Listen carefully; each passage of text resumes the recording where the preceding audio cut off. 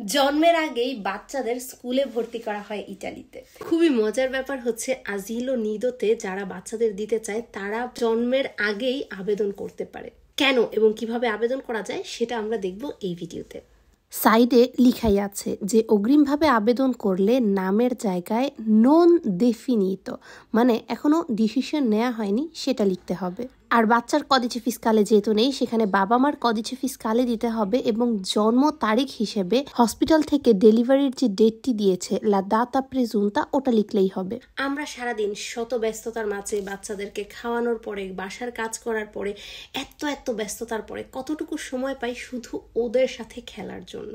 প্রতিটি বয়সেরই কিন্তু এক একটা জিনিস প্রয়োজন। সাধারণত বাচ্চারা কি করে, একটা এই যে কিচেনে যে ওদের খেলনা ফেলে চাল ডাল ফারিনা ময়দা এগুলো দিয়ে খেলতে পছন্দ করে, তাই না? আমরা তখন কি করি, রাগ করি। কিন্তু এটা কিন্তু উচিত না। এক, তাদের ব্রেন এফেক্ট করে। দ্বিতীয়, ওরা এটা একটা বাচ্চামো বা দুষ্টামি করার জন্য করছে না, এটা হচ্ছে জাস্ট পৃথিবী স্কোপ রিরে করার জন্য করছে, প্রতিটা জিনিস চেনার জন্য জানার জন্য করছে। বাসায় বাচ্চাদের এই সুযোগগুলো কিন্তু সবসময় আমরা দিতে পারি না। সো স্কুলে যেয়ে যদি হাতে পায়ে রং মেখে ওরা অন্য বাচ্চাদের সাথে একসাথে থাকতে শিখে, এনজয় করতে শিখে অল্প সময়ের জন্য হলেও, এটা কিন্তু ওদের জন্য খুবই হেল্পফুল। সো হয়তো বা কর্মজীবী বাবা মারা লং টাইমের জন্য বাচ্চাদের স্কুলে দেয়, যে টাইমটা তাদের অফিসে থাকতে হয় বা কাজে থাকতে হয়।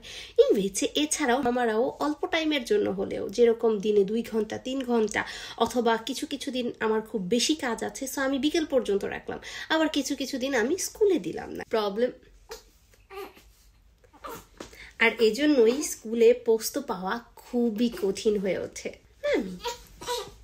আর তোমাকে কিন্তু স্কুলে পাঠিয়ে দিব এরকম করলে তোমাকে। সো কর্মজীবী বাবা মারাও যেহেতু এখানে বাচ্চাদের স্কুলে ভর্তি করতে ট্রাই করে এবং যারা জব না করে তারাও বাচ্চাদের ভালোর জন্য, ওদের শিক্ষার জন্য স্কুলে ভর্তি করে। তো সেক্ষেত্রে পোস্ত খুবই কম থাকে। সাধারণত আজিলো নিদোতে পোস্ত পাওয়াটা খুবই কঠিন। কিসের উপর ডিপেন্ড করে, কোন জিনিসটা যাচাই করে পোস্ত দেয় বা দেয় না, এটা কিছু পুন্তির উপরে ডিপেন্ড করে। স্কুলটি যে শহরে আছে সেই শহরে কি আপনার রেসিডেন্ট আছে কিনা, এটার উপরে বাবা মা উভয় কাজ করে কিনা, এই একই স্কুলে অন্য কোনো বাচ্চা আছে কিনা, আপনার কি একটি সন্তান নাকি একের অধিক, অনেক কিছু চিন্তা ভাবনা করে আপনাকে কিছু পুন্তি দেওয়া হবে। আর সেই পুন্তির উপর ডিপেন্ড করেই বাচ্চা স্কুলে যেতে পারবে কি পারবে না সেটার একটা গ্রাদুয়াতরিয়া মানে একটি লিস্ট বের হবে। সাধারণত প্রথম চান্সে এই লিস্টে যাওয়া খুবই কঠিন, বাট যদি প্রথম বছর আপনারা ওই লিস্টে না যেতে পারেন, দ্বিতীয় বছরের জন্য একটি ওয়েটিং লিস্টে আপনারা থাকবেন। আর সাধারণত ওয়েটিং লিস্টে থাকলে পরের বছর স্কুলে অ্যাডমিশন পাওয়া সহজ হতে পারে। সো সেই ক্ষেত্রে জন্মের আগে কেন আবেদন করা হয়, এজন্য না যে এত ছোট্ট একটা বাচ্চাকে স্কুলে দেওয়া হবে, কারণ পরবর্তী বছরে আস্তে আস্তে পুন্তি বাড়বে বা ওয়েটিং লিস্টের মাধ্যমে স্কুলে পোস্ত পাওয়ার সম্ভাবনাটা বাড়বে। 6 বছর হতে তো এমনিই বাধ্যতামূলক বাচ্চাদের স্কুলে যেতে হবে। প্রথমবারের মতো তখন স্কুলে গেলে স্কুল কি সেটা বুঝতে, অ্যাডজাস্ট হতে একটু সময় নেয়। আর যারা আজিলো নিদো থেকে প্রিমারিয়াতে যায় তাদের সাথেই পড়াশোনার উপরে মনোযোগ দিতে একটু সুবিধা হয়। ক্ষেত্রে আমি বলবো, যদি আপনারা আবেদন করতে চান, আমি এখানে এক্সপ্লেন করে দিচ্ছি যে যারা ভেনেতোতে থাকে কিভাবে আবেদন করবে। সর্বপ্রথমে গুগলে ডিমে লিখতে হবে। এই ওয়েবসাইটে সকল সার্ভিস আপনারা পাবেন এবং এর মাঝে ইস্ত্রুৎসিওনে মানে পড়াশোনার যে সার্ভিসটি আছে ওটাতে ক্লিক করবেন।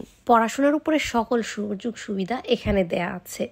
আমরা একদম লাস্টে যেখানে ইসক্রিপশনে আজিলো নিদো ও স্পাসিও কুচ্চলি লেখা আছে সেখানে ক্লিক করব এবং আমাদের নিজের স্পিড আইডি দিয়ে ভিতরে প্রবেশ করব। সেখানে কিছু ফর্ম ফিল আপ করতে হবে। একটু আগে আমরা যেটা দেখলাম, নাম, কদিচে ফিসকালে, এরপরে 5টা আজিলো নিদোর নাম দিতে হবে যেখানে আমরা ভর্তি করাতে চাই। এই 5টার যে কোনো একটায় পোস্ত পেলেই আমরা ভর্তি করাতে পারবো। দেন পুন্তি পাওয়ার জন্য এখানে বলতে হবে যে বাবা মা কি দুইজনে জব করে কিনা, অন্য কোনো ভাই বোন আছে কিনা, বা অন্য কোনো ভাই বোন এই স্কুলে পড়াশোনা করে কিনা, এই স্কুল এবং একই শহরে আমরা বসবাস করি কিনা, এরকম অনেক কিছু ইত্যাদি। একটাই জিনিস অ্যাটেনশনে করতে বলবো, সাধারণত আপনি যদি আগামী বছর বাচ্চাকে দিতে চান, আপনি আজিলো নিদোতে যে পোস্ত পাবেন এমন কোনো কথা নেই।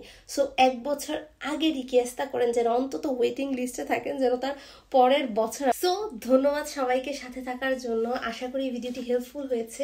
কারো বাচ্চারা যদি অলরেডি আজিলো নিদোতে যায়, আপনাদের ফিডব্যাকটি জানতে চাই, কারণ ওবিয়ামেন্টে আমি আস্তে আস্তে যে জিনিসগুলো শিখতে পারছি, যে জিনিসগুলো জানতে পারছি, সেগুলো আপনাদের সাথে শেয়ার করি বা আমার পয়েন্ট অফ ভিউটা শেয়ার করি। বাট যাদের অলরেডি এক্সপিরিয়েন্স আছে, তাদের এক্সপিরিয়েন্সটি জানতে পারলে আমার বা অন্য অন্য মাদের জন্য অনেক উপকার হতে পারে। So thank you so much সাথে থাকার জন্য। মামা সালুতা, চাও, আল্লাহ হাফিজ।